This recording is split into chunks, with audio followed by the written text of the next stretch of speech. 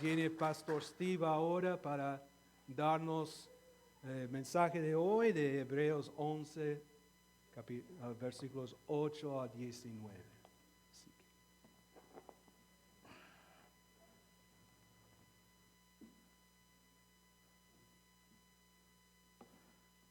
Buenos días, estoy contento de ver cada uno de ustedes hoy. Estamos en Hebreo 11.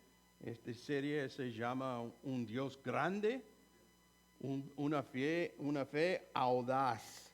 Así que hoy vamos a mirar a Abraham, una ejemplar de la fe, una gran ejemplar de la fe. Y tenemos mucho para cubrir hoy. Estamos en versículos 8 al 19, así que abróchense los cinturones, porque hoy tenemos mucho terreno para cubrir, recorrer. Y bueno, al llegar al libro de Hebreos, notamos que el escritor de este libro, como les he estado diciendo, en esta sección en particular del libro, es probar que la doctrina de la salvación por la fe es una doctrina antigua. Lo que el escritor está tratando de decir aquí a esos lectores judíos es que esto no es algo nuevo. No hay dos maneras de salvarse. Dios no ha cambiado su opinión y tampoco es una religión falsa ofrecida para competir con la verdadera. El Antiguo Testamento nunca enseñó la salvación por obras, siempre enseñó la salvación por fe. Y el punto principal de este mensaje es: la salvación siempre ha sido por fe, no por obras. Así que esto no es nuevo. La fe ha sido la única manera de agradar a Dios. La única manera de reconciliarse con Dios y de aprender y abrazar transformadoramente las realidades invisibles del Dios vivo y verdadero. Así que la fe es la única manera de entrar en una relación correcta con Él. Yo quiero dejar claro que la nueva alianza, el ministerio de los apóstoles y la predicación del evangelio no compiten con lo que había oído en el pueblo judío. Lamentablemente se les había dado una forma apóstata de judaísmo que se había convertido en un sistema de obras, pero esa nunca fue la intención de Dios. La salvación siempre ha sido por fe y solo por fe. Ahora bien, para exponer su punto de vista al pueblo judío, al que originalmente se envió esta carta, vuelve atrás y retoma la historia de los héroes de la fe en la historia del judaísmo. Abel, ya lo hemos visto, Abel y la vida de fe. Enoc y el camino de la fe. Noé, la obra de la fe. Y ya hemos visto en cada caso que su relación con Dios, su salvación, si se quiere, fue el resultado no de las obras, sino de la fe. Creyeron en la palabra de Dios, obedecieron la palabra de Dios, confiando en que Dios cumpliría lo que había prometido en su favor. Y todo eso fue antes del diluvio, llegando hasta Noé. Ahora hemos pasado del diluvio y llegamos al siguiente personaje importante en escena del libro de Génesis, y no es otro que Abraham. Y ahí es donde el escritor llega al capítulo 11 y el versículo 8.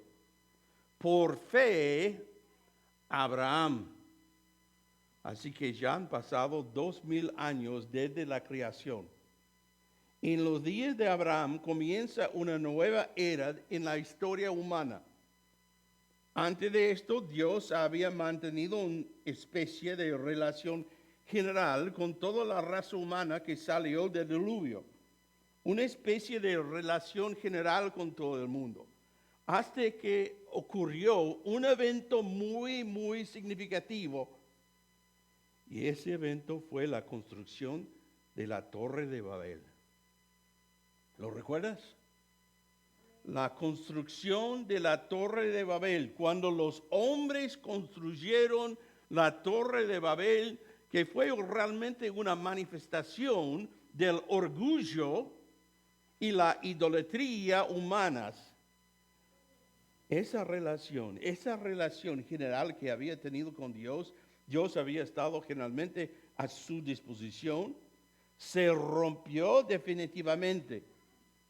La humanidad fue esparcida sobre la faz del planeta y todos los idiomas fueron cambiados para que no pudieran hablar entre ellos, no pudieron comunicarse entre ellos.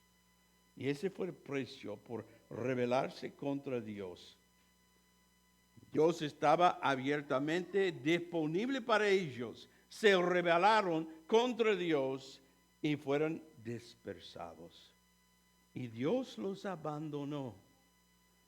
Y esta fue la primera ilustración de Romanos capítulo 1. Dios los abandonó, Dios los entregó, y ese fue el origen del paganismo, la Torre de Babel. Así que ahora tienes un mundo de gente que no tienen conexión con Dios. Tienen idiomas en los que no hay revelaciones de Dios. No hay revelaciones escritas. No hay revelaciones tradicionales que se transmiten. El hombre está realmente alienado y se ha entregado a su idolatría. Y cuando conoció a Dios, no lo glorificó como Dios. Y Romanos capítulo 1 se puso en marcha por primera vez y se ha ciclado a lo largo de toda la historia humana desde entonces.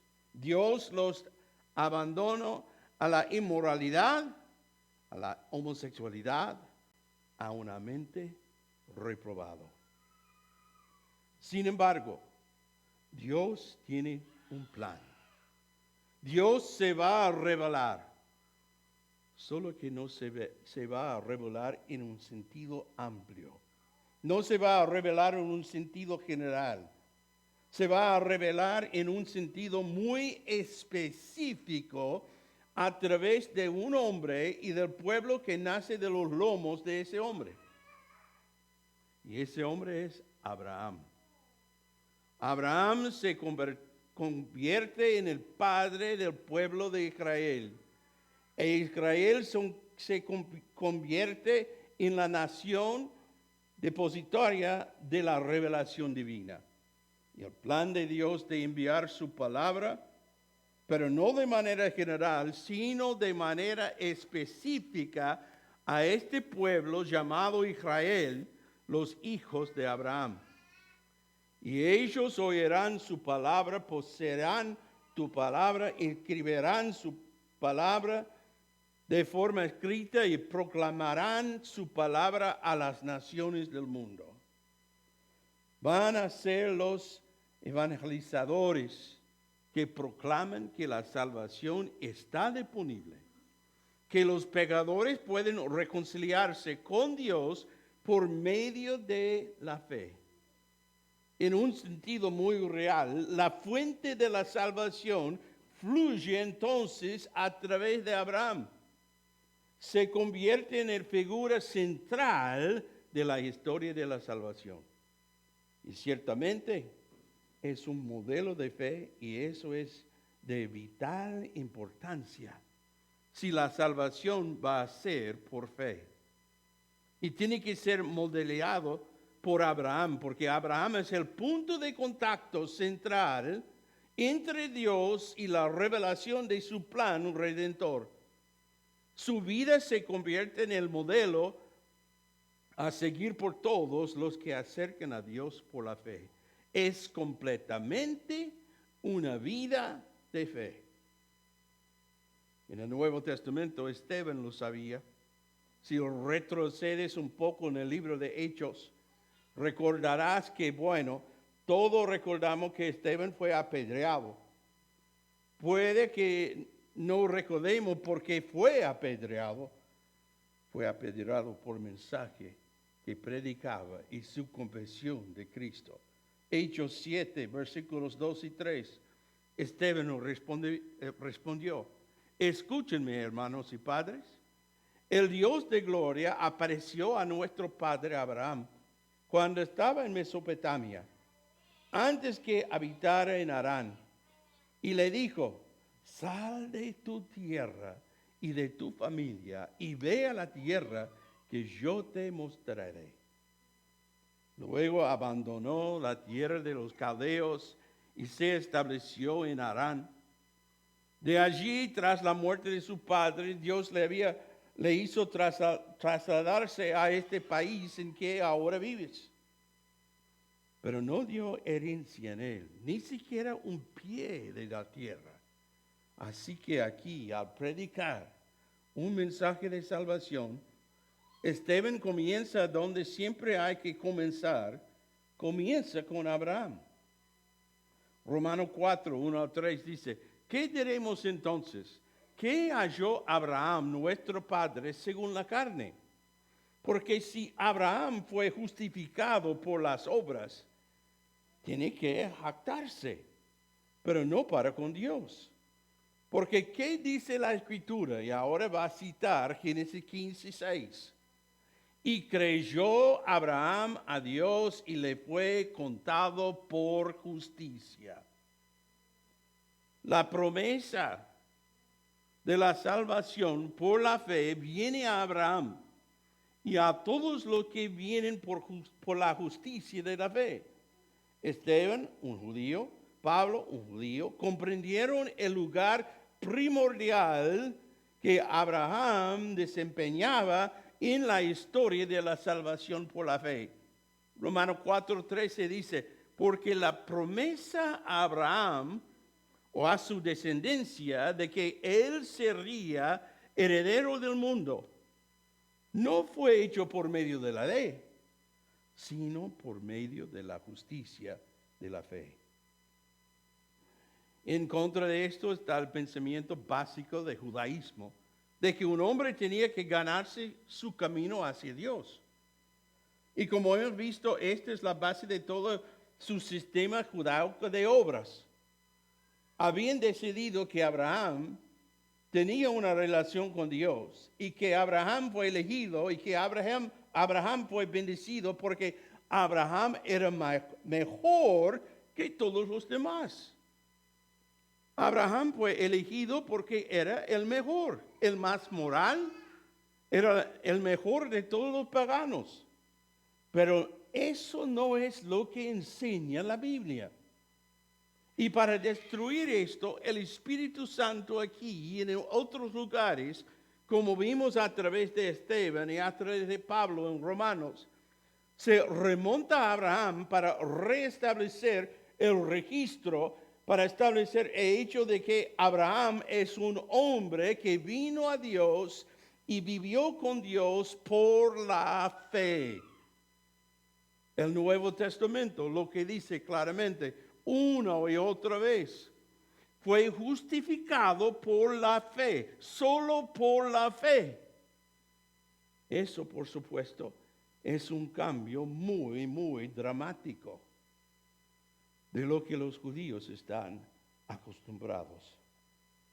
Gálatas 3, 7 dice, por tanto, sepan que los que son de fe, estos son hijos de Abraham. Son hijos de Abraham los que tienen fe. ¿Por qué? Así también Abraham creyó a Dios, citando de nuevo Génesis 15, 6, y le fue contado por justicia. Por tanto, estad seguros de que los que son de fe son hijos de Abraham. Es una cuestión de fe. Gálatas 3, 26 y 29. Pues todos ustedes son hijos de Dios mediante la fe en Cristo Jesús. Versículo 29. Y si ustedes son de Cristo, entonces son descendencia de Abraham, herederos según la promesa. Por eso el escritor de Hebreos utiliza a Abraham como modelo de fe. Y así hagámonos la pregunta: ¿qué caracterizaba a Abraham como hombre de la fe? ¿Cuáles eran sus componentes, sus elementos? Y obtenemos la imagen completa. Permítame dar 5 características de la fe que nos muestran la plenitud de la fe de Abraham.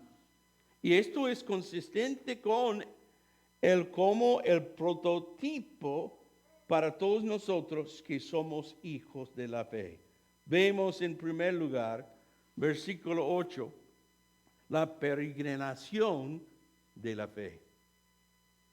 Por la fe, Abraham, al ser llamado, obedeció, saliendo para un lugar que había de recibir como herencia. Salió sin saber a dónde iba.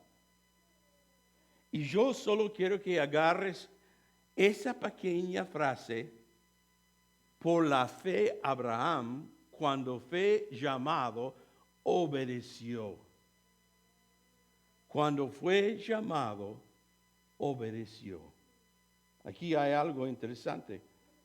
Cuando fue llamado es un participio presente. Habla de la respuesta que tiene lugar al mismo tiempo que se produce la llamada. Su obediencia entonces es inmediata.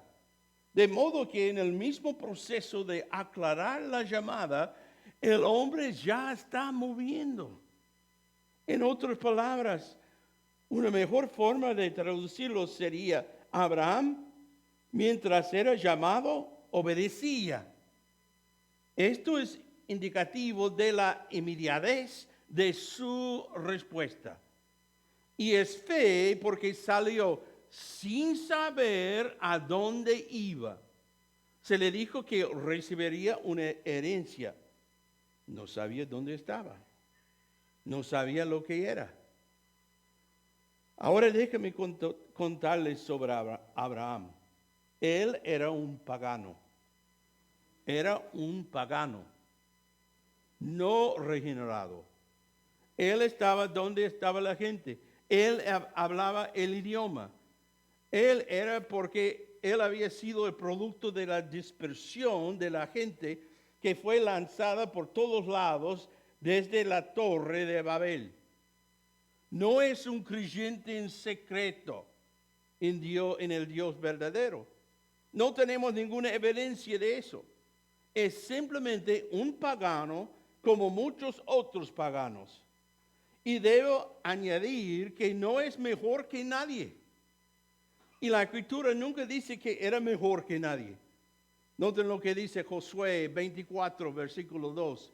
Y Josué dijo a todo el pueblo: así dice el Señor, Dios de Israel: al otro lado del río habitaba antiguamente los padres de ustedes, es decir, Taré, padre de Abraham y de Nacor, y servían a otros dioses. No solo era pagano, era politeísta, no monoteísta. Era un pecador, pertenecía a una familia pagana, pertenecía a una cultura pagana. Vivió en una ciudad pagana llamada Ur, en Caldea. Y vivió allí hasta los 70 años. Por cierto, es alrededor de 140 millas donde Babilonia se construiría más tarde. Pero Dios se lo apareció. Y esto de nuevo es tan análogo a la poderosa obra de la salvación. Cuando Dios se parece al pecador y lo extrae, y por así decirlo, de la piedra. Así es como sucedió. Volvamos a lo que dijo Esteban, Hechos capítulo 7, versículo 10. El Dios de la gloria se apareció a nuestro padre Abraham. Dios se le apareció y le dijo, sal de tu tierra, a tu familia, y ve a la tierra que yo te mostraré. Y él se fue.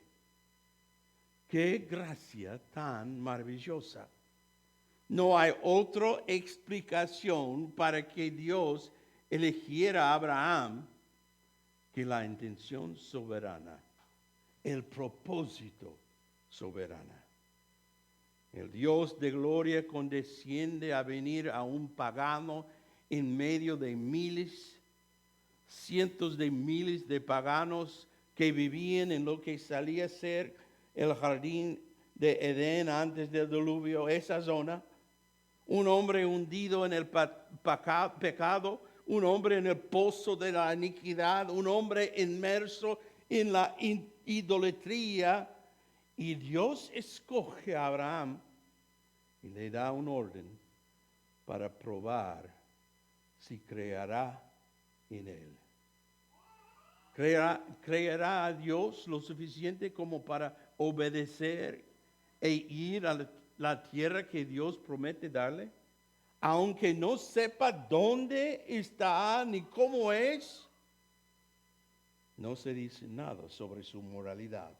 Eso es irrelevante.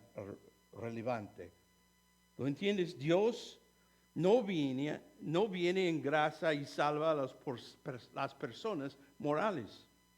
De hecho, en Romanos dice que en la misma sección que habla de Abraham que Dios justifica al impío.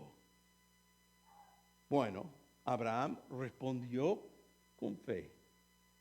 Él creyó a Dios y una separación tuvo lugar. Él se fue.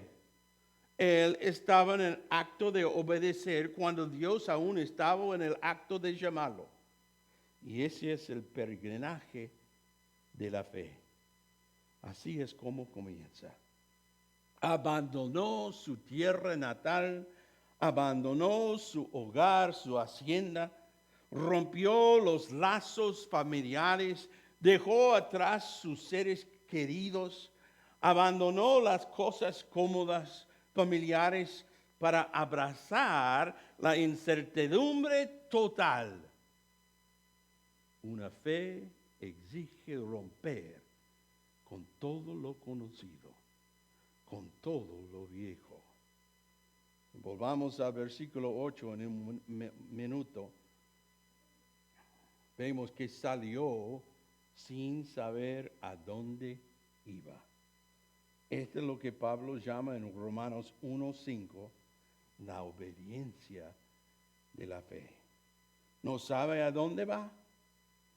Esta es una peregrinación de fe. Eso es la fe. Y luego versículos 9 al 10 vemos la paciencia de la fe. Por la fe habitó como extranjero en la tierra de la promesa como en tierra extraña, viviendo en tiendas como Isaac y Jacob, coherederos de la misma promesa. Porque esperaba la ciudad que tiene cimientos, cuyo arquitecto y constructor es Dios. Como dice en Hechos 7:5, no le dio en ella heredad, ni siquiera la medida de la planta del pie. Sin embargo, aunque no tenía hijo, prometió que se le daría en posesión a él y a sus descendencias después de él. Así que Abraham es solo. Él es un nómada. Ha acumulado todo lo que posea y toda la gente que posea. Mientras estaba en Harán, acumuló una masa más de ellos. Se refiere al hecho que desarrolló más gente, no necesariamente significa familia. Probablemente a medida que acumulaba riquezas, en el camino acumuló quizás más sirvientes para trabajar con él. Pero es un extranjero. Está en la tierra prometida, pero es un extranjero. Nunca tomó posesión de nada. Y es como vivir en tierra extranjera. Es un habitante de la tienda, junto con Isaac y Jacob, que le siguieron. A quienes se hizo, reiteró la misma promesa de la alianza. Vive en una tienda de campaña. Es un nómada. Creo que esto también es simplemente análogo a cómo vivimos como creyentes. Algún día este mundo será nuestro, ¿no? Viene un día cuando el Señor Jesús establezca su reino milenario en la tierra, cuando la tierra sea renovada de este a oeste, de norte al sur, cuando la maldición sea revertida y habrá gloria que llene la tierra y Cristo reinará. Y un león se acostará con un cordero y el desierto florecerá como una rosa. Y todas las cosas que hablaron los profetas se cumplirán en la tierra y heredaremos la tierra. Pero ahora mismo somos simplemente habitantes de tiendas de campaña. No vemos realmente la posesión de nuestra herencia. Somos peregrinos viviendo junto a la gente de este mundo sin tomar nunca posesión de lo que se nos ha prometido. Abraham nunca se impacienta. Nunca trata de agarrar un poco de los bienes del mundo como Lot. Es otra historia. Le costó, ¿verdad? Quiso montar su tienda hacia Sodoma y vivir con el mundo. Y su historia es una tragedia monumental. La fe de Abraham no falló. La fe de Isaac no falló. La fe de Jacob no falló. Esa es la paciencia de la fe. Esa es la fe que perdura y esa es la verdadera clase de fe. La fe que perdura es la única fe que realmente salva. ¿Y cuál es la motivación para ello? Versículo 10. Porque esperaba la ciudad que tiene cimientos, cuyo arquitecto y constructor es Dios.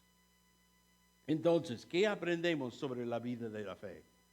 Comienza con una peregrinación de fe, lo que significa que cuando Dios te llama, lo dejas todo, te separas del mundo y le sigues sin saber exactamente a dónde te va a llegar Dios, pero sabiendo que te ha prometido un futuro y te ha prometido el cielo en el futuro y te ha prometido la comunión con Él en el futuro. Y allí vas. El peregrinaje de la fe entonces va a requerir la paciencia de la fe mientras soportas los problemas en este mundo, manteniendo tus ojos en el mundo venidero.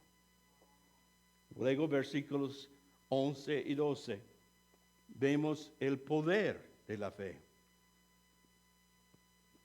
También por la fe, Sara misma recibió fuerza para concebir, aún pasado de la edad propicia, pero pues consideró fiel aquel que lo había prometido, por lo cual también nació de uno, y casi muerto con respecto a eso, una descendencia como las estrellas del cielo en número, e innumerable como la arena que está a la orilla del mar. Ahora recuerdos, ¿no es así? El inicio de la conversación de Dios con Abraham con respecto a este pacto. Volvamos por un minuto al capítulo 12 de Génesis. Y no podemos pasarlo por alto en nuestro estudio. En el capítulo 12 de Génesis, el Señor le dice a Abraham al principio, y este es su llamado inicial, versículo 1, y el Señor dijo a Abraham, vete de tu tierra, de entre tus parientes y de la casa de tu padre, a la tierra que yo te mostraré. Haré de ti una nación grande y te bendeciré. Engrandeceré tu nombre y serás bendición. Bendiciré a todos los que te bendigan, y al que te maldiga, maldiciré en ti. Serán benditas todas las familias de la tierra. Así que existe esta promesa de que habrá una bendición, no solo de una tierra que poseer, sino de un pueblo que nacerá de sus entrañas. Esta es la promesa de Dios. Así que está esperando un lugar y está esperando un pueblo. Ahora el problema es que él y su esposa son viejos y nunca han tenido hijos. Y todos lo sabemos. Pero aquí vemos el maravilloso poder de la fe. La fe ve lo invisible, la fe ve lo imposible. Ese es el poder de la fe. Confía en Dios para hacerlo humanamente, no se puede hacer. Y cuando hay ese tipo de fe presente, Dios actúa en nombre de esa fe. Ahora vayamos al versículo 11 por un minuto. Sara es la esposa de Abraham. Ella es una buena esposa. Le daré crédito por eso. 1 de Pedro 3, 5 y 6 dice, porque así también se adornaba en otro tiempo las santas mujeres que esperaban en Dios, estando sujetos a sus maridos. Así que obedeció Sara a Abraham, llamándolo Señor. Y bueno, eso es bueno. No queremos disminuir la calidad de esa perspectiva de esposa. Ella llamó a su esposo Señor. Ella entendió esa parte del matrimonio. Pero no hay nada en las Escrituras que habla de su fe. De hecho, si miras la historia de Sara, ella demuestra cualquier cosa menos fe. Ella está llena de dudas. Así que cuando mires este versículo, tienes que hacerte la pregunta, ¿cómo puede decir por la fe incluso Sara mismo recibió la capacidad de concebir? No hay nada en la Escritura que diga algo sobre la fe de Sara. La frase aquí, y quiero hacer esto para usted porque es importante. La frase aquí literalmente es la frase que dice, recibió la capacidad de concebir. ¿Cuál es la inclusión de ser aquí? Tienes que tener una esposa para dar a luz al niño. El versículo estaría mejor colocado en este tipo de lenguaje. Por la fe, él, porque los pronombres se asumen aquí, por la fe, él con Sara recibió el poder de depositar semilla aún más allá del tiempo apropiado de vida, ya que él consideró fiel a quien lo había prometido. En otras palabras, lo que está diciendo es que por la fe, Dios le dio a Abraham el poder de fecundar a Sara. Y la fe no es de Sara, la fe es de Abraham, porque él creyó. Él es un hombre de fe. Dios hace promesas que no pueden cumplirse a nivel humano y las cumple a quienes creen en Él. Dios libera poder para hacer lo que parece imposible. Y de nuevo eso es lo que Pablo dijo y leemos de nuevo esta mañana. Soy inadecuado para esto. No puedes explicar por mi culpa. Así que Abraham exhibe la peregrinaje de la fe, la separación del mundo, la obediencia al Señor, la paciencia de la fe. Espera el tiempo de Dios concentrado en el cielo y nunca se distrae porque no lo recibe en la tierra. Demuestra el poder de la fe y es la capacidad de hacer lo que a nivel humano es imposible. Imposible. Y luego vemos la perseverancia de la fe. Versículo 13. Todos estos murieron en fe, sin haber recibido las promesas, pero habiéndolas visto desde lejos y aceptado con gusto, confesando que eran extranjeros y peregrinos sobre la tierra. Porque lo que dicen tales cosas claramente dan a entender que buscan una patria propia. Y si en verdad hubieran estado pensando en aquella patria de donde salieron, habrían tenido oportunidad de volver, pero en realidad anhelan una patria mejor, es decir, la celestial.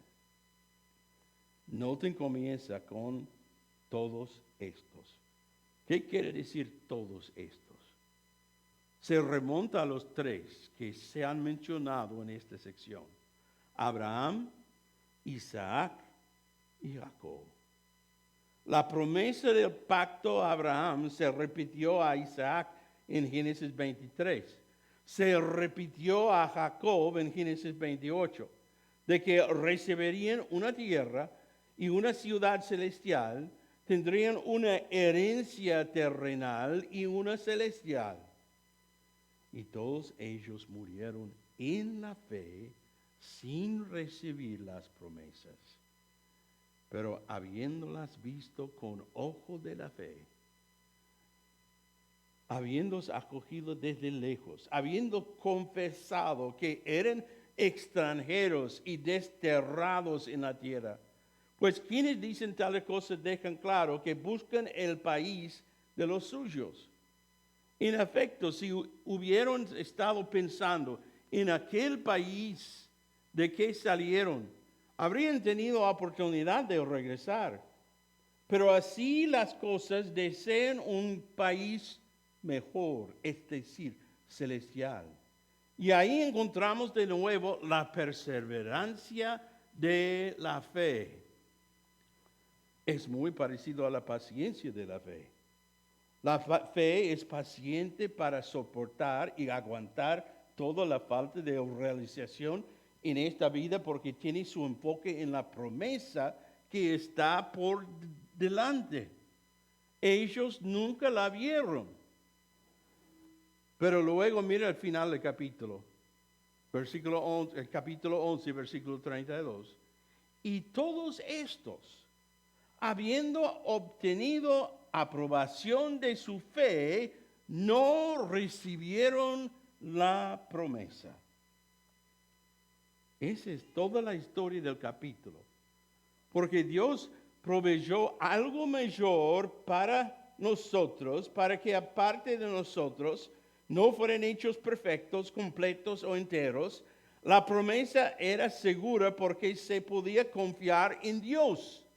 Y ellos perseveraron en esta fe, mirando hacia esa ciudad celestial. Y ahora incluso se podría tomar otra palabra aquí y llamarlo la positividad de la fe.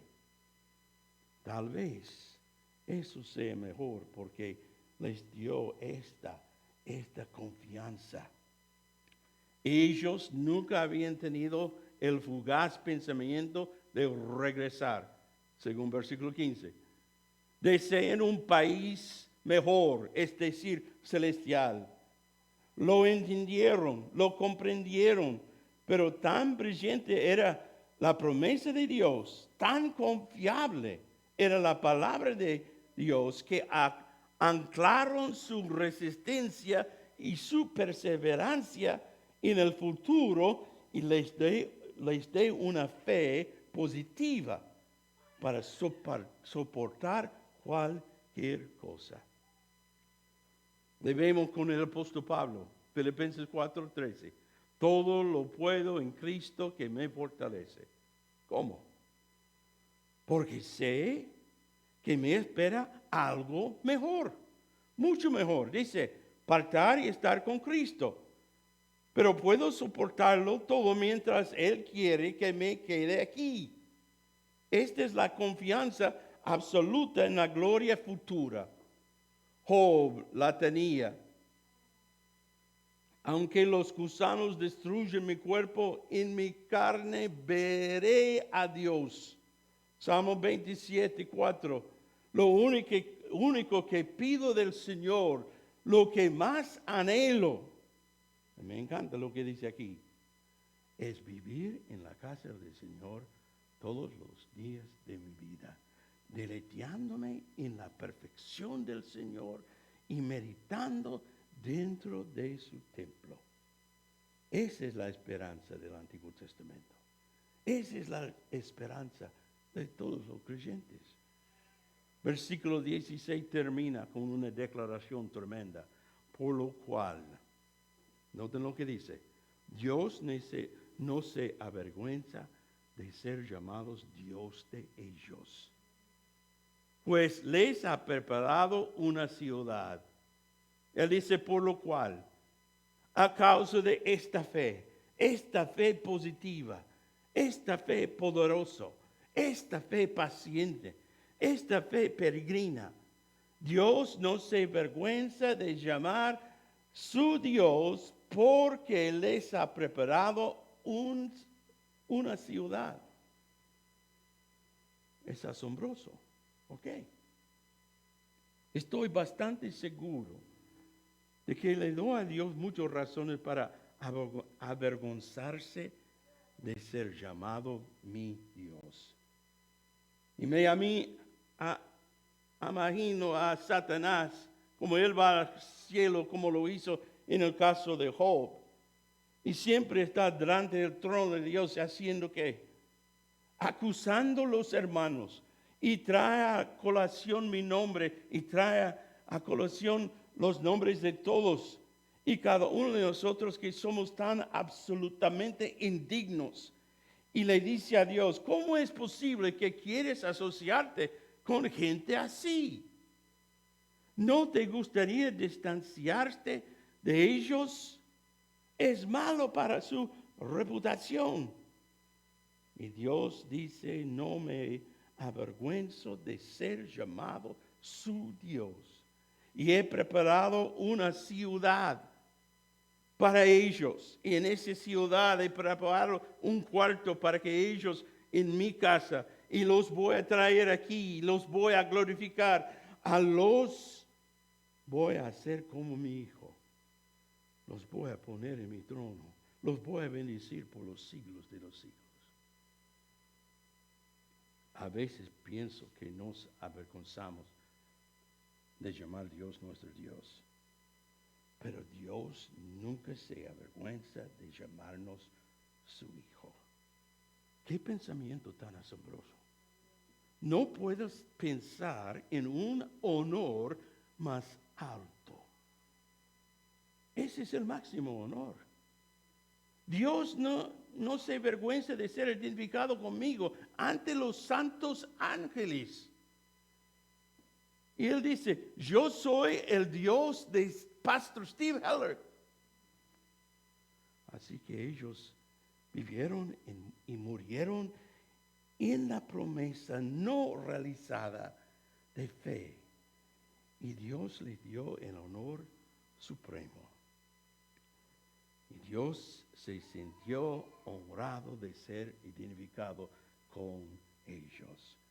Y hay una nota final, y es muy importante, quizás la mayor credencial de la fe de Abraham. Y simplemente es la prueba de la fe. Versículos 17 y 19. Por la fe, Abraham, cuando fue probado, ofreció a Isaac. Y el que había recibido las promesas ofrecía su único hijo. Fue a él a quien se le dijo: en Isaac te será llamado su descendencia. Él consideró que Dios era poderoso para levantar aún de entre los muertos, y donde también en sentido figurado lo volvió a recibir. ¿No era esa la prueba definitiva? Él que había recibido las promesas ofrecía su hijo unigénito. Era aquel de quien se había dicho: en Isaac será llamado tu descendencia. Génesis 22 dice: le dijo a Abraham: tomas ahora tu hijo, tu único, a quien amas, a Isaac, y ve a la tierra de Moría y ofrécelo ahí en holocausto, sobre uno de los montes que yo te diré. ¿Conocía Abraham el sacrificio? Absolutamente. Todos sabían acerca del sacrificio. Todos entendían que estaban en una relación con Dios por fe. Todos entendían que eran pecadores, que necesitaban haber un sacrificio, expiación, propiciación por sus pecados. Todos sabían esto, lo sabían. Pero sacrificar a Isaac, el heredero a través del cual se cumplirían todas las promesas. ¿Cómo vas a tener descendientes como la reina y el mar si matas al heredero a través del cual vendrán todos? Así que Dios puso a prueba.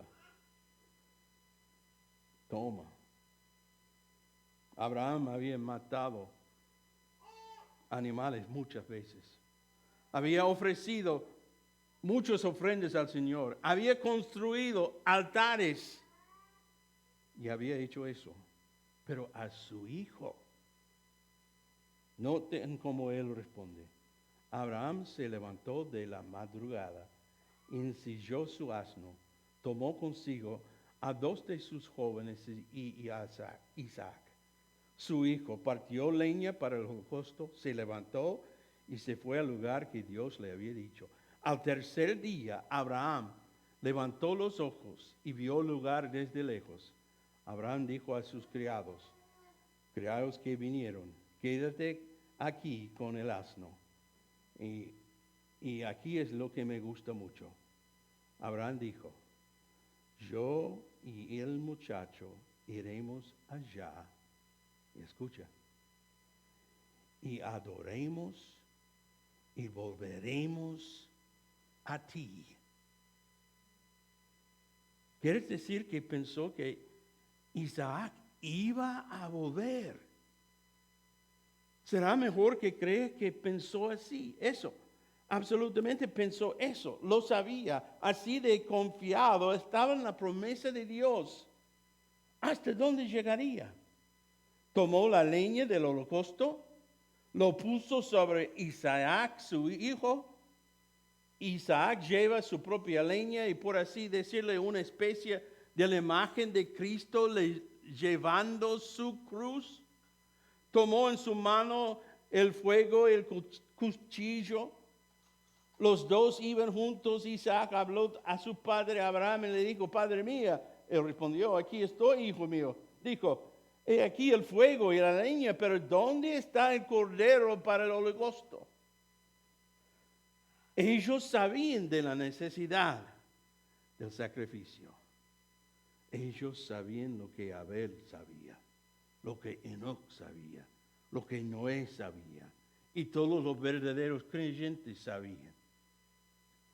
Abraham dijo: Dios proveerá por sí mismo el cordero para el holocausto, hijo mío. Y los dos iban juntos, llegaron al lugar que Dios le había dicho. Abraham edificó allí el altar, arregló la leña, ató a hijo Isaac, lo puso sobre el altar, sobre leña. Abraham extendió la mano y tomó el cuchillo para sacrificar a su hijo. ¿Por qué haría eso? Hebreos 11. Porque consideró que Dios era poderoso para hacer qué? Resucitar aún de entre los muertos. ¿Y cómo lo supo? Porque había estado como muerto. Y Dios le había dado vida a él y vida a través de él a este hijo. Es un fe monumental. Todos sus sueños estaban en Isaac. Todas las promesas estaban en Isaac. Amaba a Isaac. Esperó tanto tiempo a través de este largo peregrinaje por la primera señal de la promesa. Sabía que había pegado terriblemente con Agar. Y podría pensar que tal vez Dios estaba cambiando de opinión. También sabía que la ley de Dios prohibía que un hombre matara a su hijo o que matara a cualquiera. Su confianza fue tan grande que sabía si Dios tenía que hacerlo, resucitaría a Isaac de entre los muertos. Esta fue la fe de Abraham. La peregrinación de la fe, la paciencia de la fe, el poder de la fe, la perseverancia de la fe y la prueba de la fe. ¿Dónde está la prueba de la fe? Realmente se manifiesta en la obediencia que requiere el último sacrificio. El último sacrificio. Aunque me mate, en él confiaré. Aunque me pide que lleve a mi hijo, confiaré en él. Esa fue la vida de fe modelado por Abraham. Qué